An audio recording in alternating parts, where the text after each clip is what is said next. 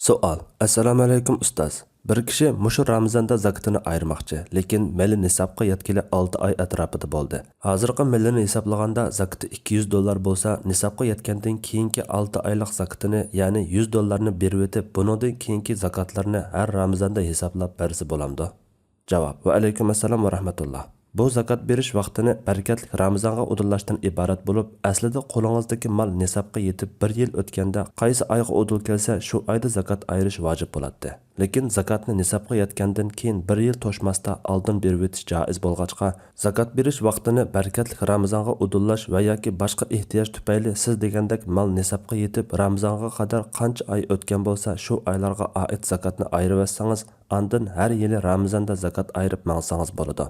Masalan, hozirgi malni hisoblaganda zakat $200 bo'lsa, nisobga yetgandan keyingi 6 oyga $100 ni berib o'tib, buningdan keyingi zakatni har Ramazonda hisoblab bersangiz bo'ladi. Alloh eng to'g'risini bilguchidir. Fatvoda doktor Abdul Aziz rahmatulloh.